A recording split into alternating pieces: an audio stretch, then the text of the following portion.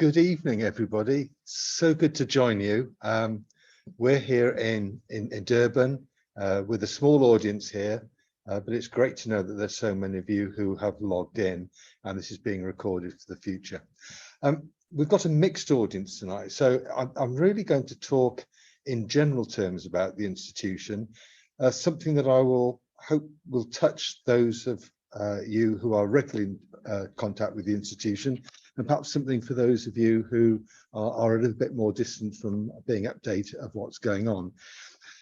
Quite frankly, the title "Being the Best We Can Possibly Be" was something that we developed for talking to students, encouraging them to think about their future roles individually, collectively with other structural engineers, but also collaboratively in the future world where even more time will be spent working with people of other professions. And I guess even though that strapline was developed for our student members, it's something that we all hold true as registered and professional engineers in any case. And really that's a big part of the institution, being the best we can possibly be. I don't really want to go back too far into history, but of course for students, telling them that we've been around for over 115 years has some bearing on the institution as an international organisation. It says lots about the friendships and the development with other organisations that we've built over that time. And whilst we are very much based in London, and that's where we started our life, I think increasingly we see ourselves as a global institution for a global profession, recognising that so many of our members work for multinational organisations and can actually work internationally in what they do. And it's the sharing of what we do as structural engineers around the world that really makes the difference as being part of that international body. But we've developed over the years, and this is real evidence, I think, of an institution that is increasingly looking beyond the shores of the UK. And here we have our trustee board of a couple of years ago. It changes every year, but you know, we have someone on our trustee from the Caribbean, from India, from the Middle East, Marlies from here in South Africa, our board chair from France. You get the picture, I think, that increasingly we want a younger, more diverse board that is representative of a worldwide professional body. As some of you will know, we changed our regional boundaries to create 5 worldwide regions so that we now have a vice president from every one of those regions on the board, 22,500 voting members, and on top of that, another 10,000 student members. And perhaps it's worth bearing in mind that these days, graduates and students make up about 50% of the total institution membership of 32,000. So very much this is an institution now that is regenerating with new demographics, worldwide diversity, and a much younger audience. So much for us to build on for the future. We're making this presentation in South Africa, and you can see here are just some of the links. It's not the best of graphics and clarity, but we only have about 500 to 600 members in Africa, but huge potential, which I'll come on to through the ways that we can communicate now to reach out to new audiences. And a big part of the reason of changing from a South Africa regional group to one that is more representative of Southern Africa. For students, of course, as well as I guess for practicing engineers, looking at iconic structures is a big part of motivation. It enthuses us when we look at places like London, Shanghai, and Dubai, to think that institution members have been behind many of these buildings. And we recognise the success of many of our celebrated structural engineers who go on to be awarded some of our big prizes and medals. Naeem Hussain of Arab, who's based in Hong Kong, was recognised as our gold medalist this year in 2022. If you haven't seen it, his presentation is recorded online. These sort of structures are inspirational to graduates and students, and I think they too are always of interest to members. So our aim is to support structural engineering worldwide. And for many years, we've done that in collaboration and working closely with other bodies around the world. We recognize that there's no competition. We are not trying for world domination. We recognize there is a place, and an important place, that our members must and need to be members of the institution or the professional body in their own country. That's where you get the support on local issues. What we try to bring as an institution is an overarching level of competence and access to a much broader range of materials and individuals.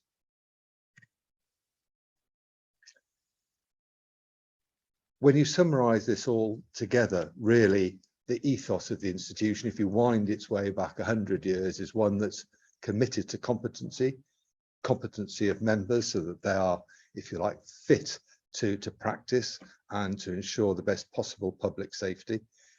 And an institution that is founded on communities.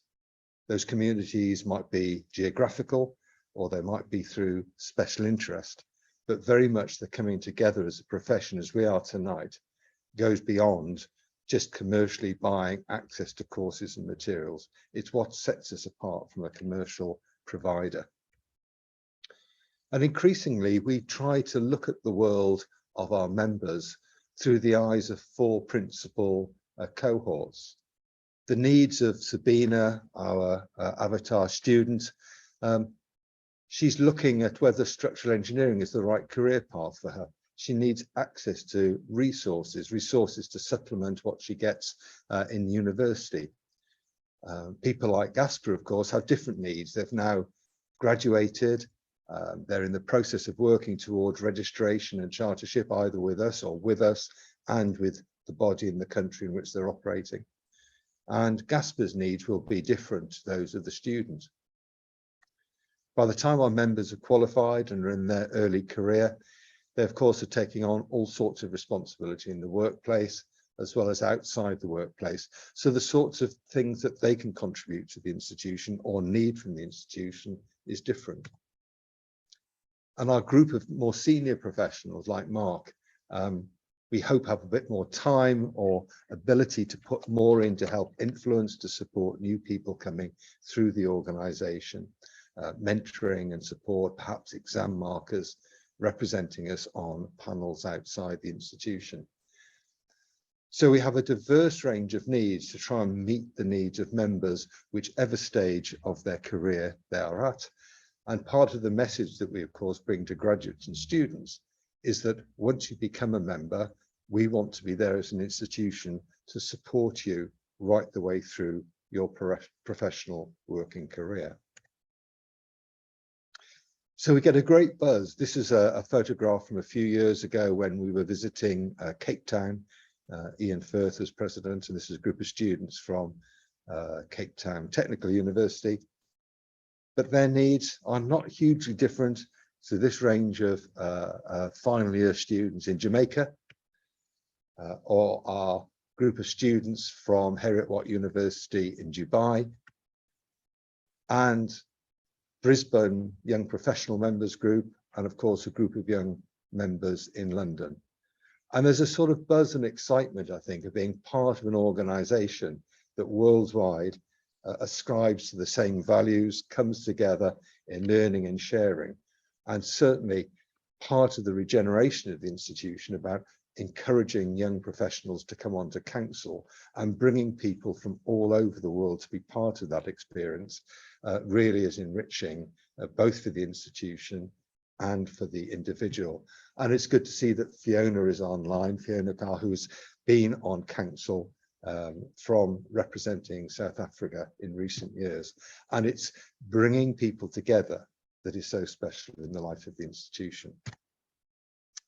So for students, of course, providing knowledge to supplement what they get from their academic studies, access to structural behaviour course, and this recognition that with so much being crammed into curricula, that there is a great difficulty, we know, for students to really grasp some of the fundamentals of behaviour.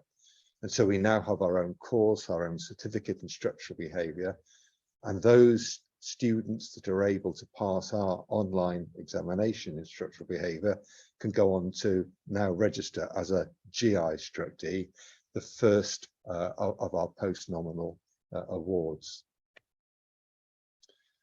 As we know, it's a traditional thing of learned societies for members to come together to share and pool their knowledge in the production of all sorts of publications tackling all sorts of areas of your professional life. Thankfully, of course, and this plays to the strength of an international institution, the ongoing ability to conduct our business digitally means that more and more resources are now available electronically, either for purchase, or many of them come as part of membership. And the magazine, of course, is a really good resource wherever you are in the world. It contains all. We pride ourselves in thinking that in every issue, every member should find something that is of relevance and importance to them. But this now brings us to thinking about the future of the institution and our tried and tested way of bringing people together.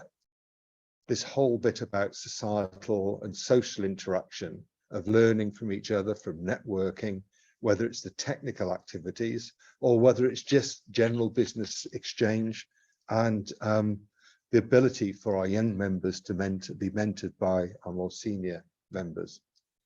And many of our young members around the world organise their own conferences, and part of our ambition here in Southern Africa is to really develop our base from the ground up by encouraging students and graduates to really provide the next generation of institution members in this part of the world.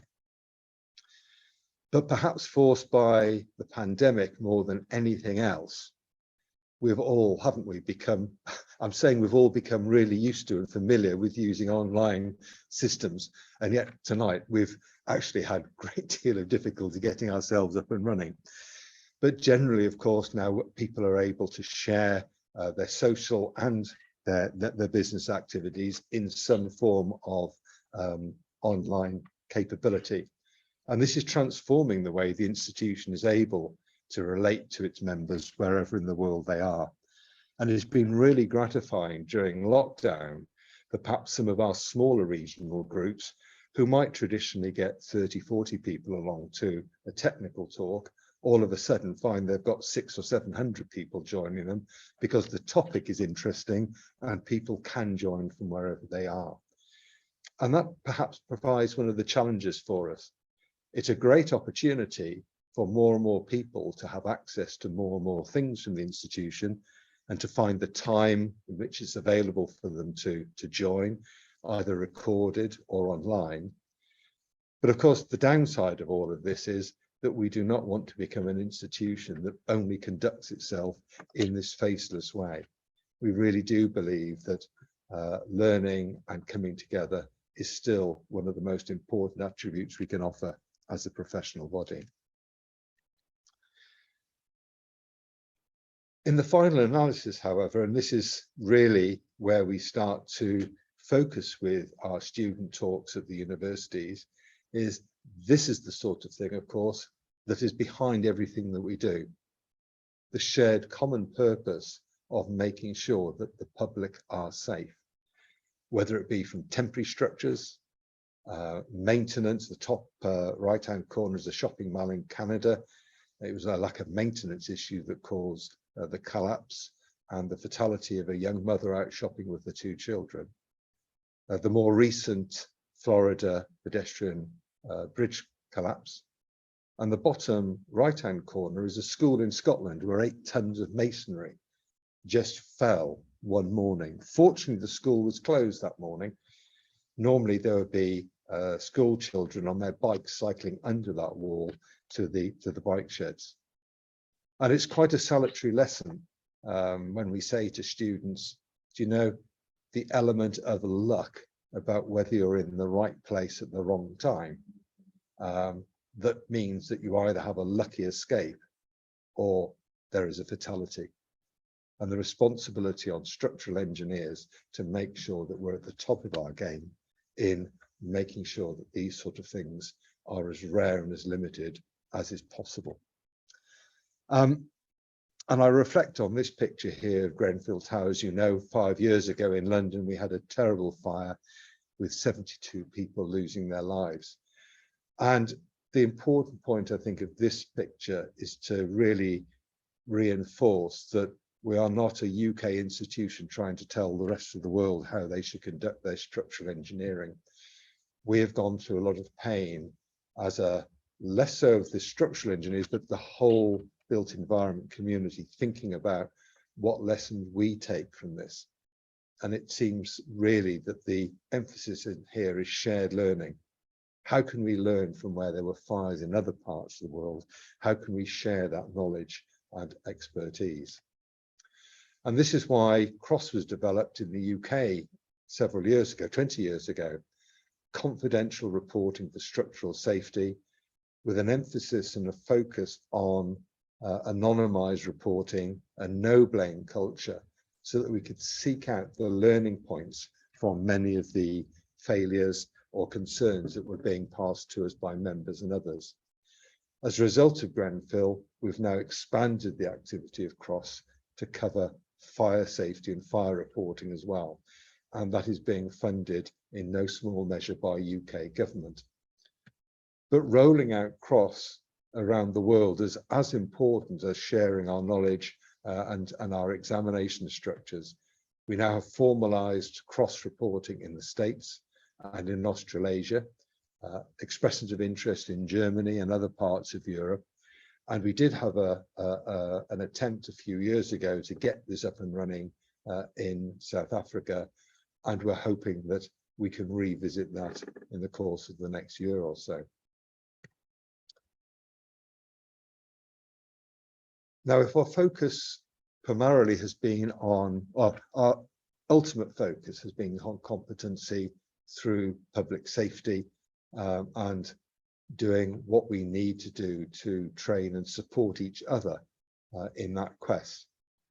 But I'm very proud that 3 years ago, the institution reflected on the impacts of the climate emergency and the role of structural engineers in that work. The board made a bold decision to say that they would put climate action on par with its previous work on public safety, recognizing that as structural engineers, we have a huge impact on the amount of embodied carbon in every new building that is erected.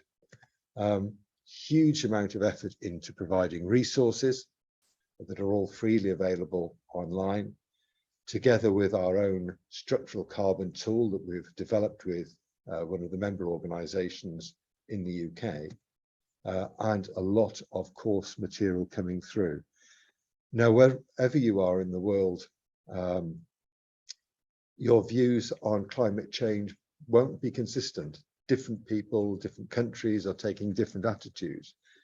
But increasingly, we do believe that the construction world must take a big part of responsibility for embodied carbon, and who more so than structural engineers to have some of the solutions to take this forward.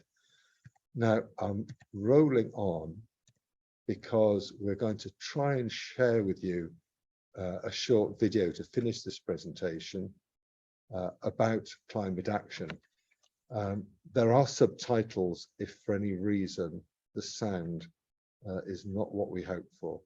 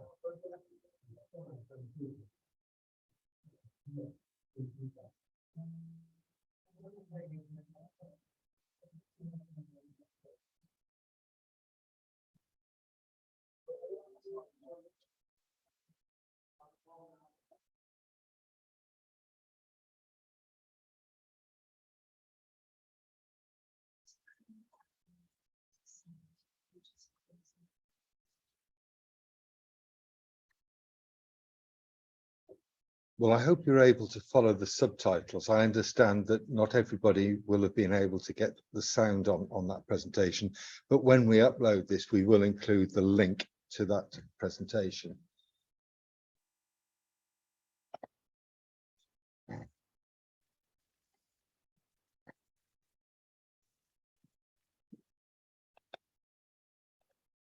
Oh. I'm going to end the presentation there.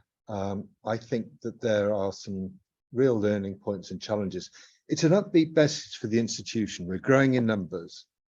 We have younger members. We have members from further and further around the world. And there's a real excitement amongst our young engineers to make change for the future. We want to be there. Our message to our students and graduates is that we want to be there for their journey. And we look forward to working and supporting you in all your endeavours, both in Southern Africa and wherever else you may work. Thank you very much.